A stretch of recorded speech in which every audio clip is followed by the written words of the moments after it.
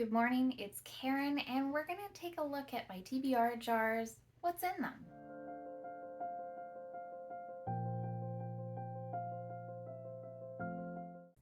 I have been revamping my TBR jars and I've put in a lot of new stuff.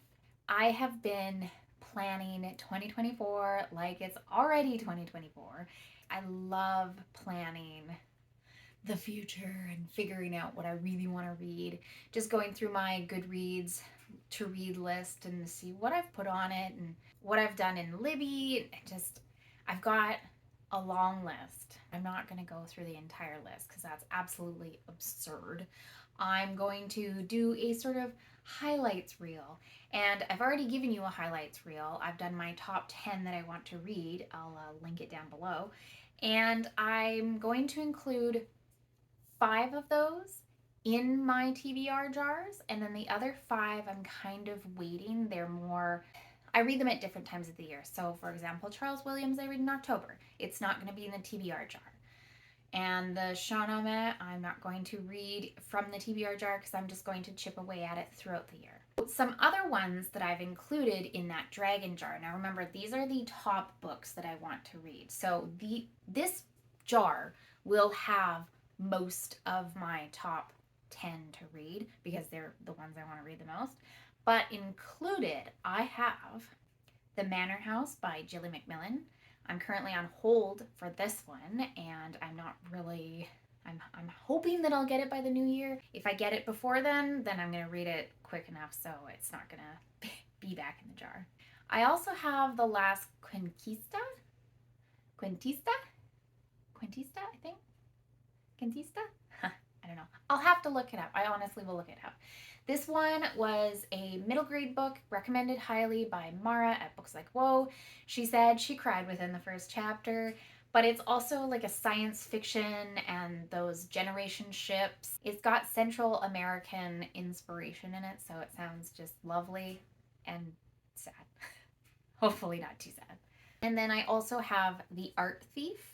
This one actually was a Goodreads nominee, but I picked it up because I quite enjoy art and the history of art and the idea of fabricating it and forging art just kind of intrigues me. Also, this book is short, so we got to have some nice short nonfictions in there as well.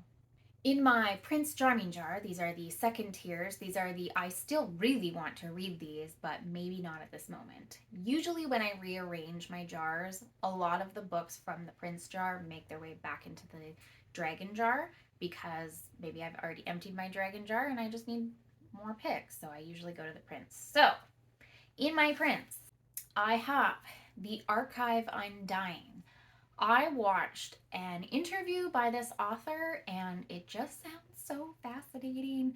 Futuristic, big mecha, robots, AI, kind of Japanese influenced.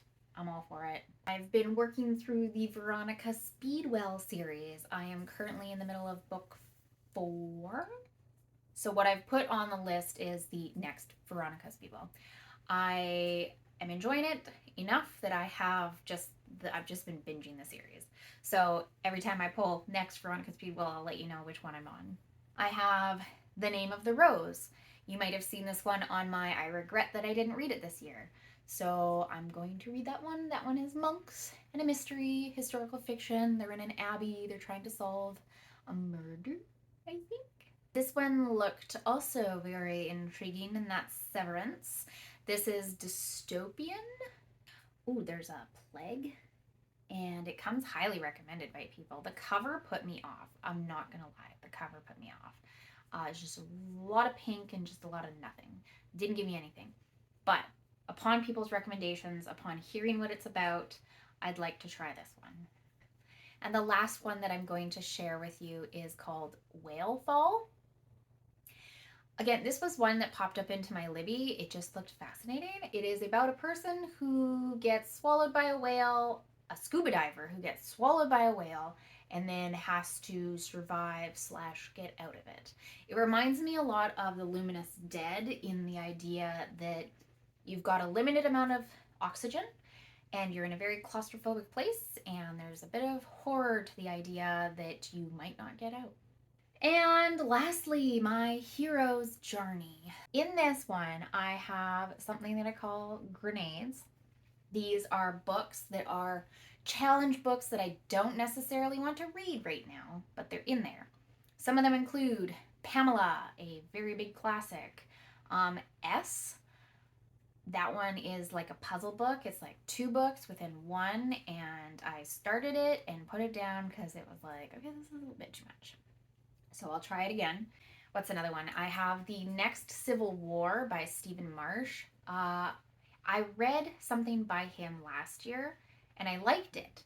And this book looks intriguing, but it is a chunky book. I've also put three trilogies by Robertson Davies. I've got the Deptford trilogy, the Salterton trilogy, and the Cornish trilogy. And that's just read whatever book is the next one in that trilogy that you haven't read yet.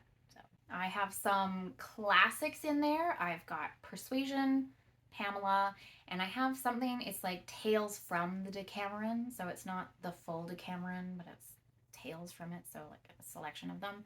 The Decameron is like a Canterbury Tales, but Italian and about people escaping from a plague, I think. I have Scarlet by Genevieve Cogman. I read her Invisible Library series, loved it. And this one, I think, is it Vampires and the French Revolution? I have The Conjoined. It's a Canadian series. It's a mystery and it's set in Vancouver. I'm on the west coast of Canada and I always enjoy reading things that are set in places close by me. I also have The Sword Defiant. It's a fantasy. There's a Dark Lord. It just sounds fun. Darkwater Daughter. Swashbuckling fantasy. Sounds fun. More fun. I'm okay with fun. And the last one is Library of Broken Worlds. I read The Summer Prince years ago. Absolutely loved it, and I just want to read more from her. So there you have it. My name is Karen. That's a glimpse into my TBR jars for the year. I might mess around with it later on once I get bored and stuff, but that's what you're going to get for now. Thank you so much for watching. I'm the Book Libronaut. I love exploring all different books, if that didn't tell you enough. Thank you so much for watching, and we'll see you again soon. Bye.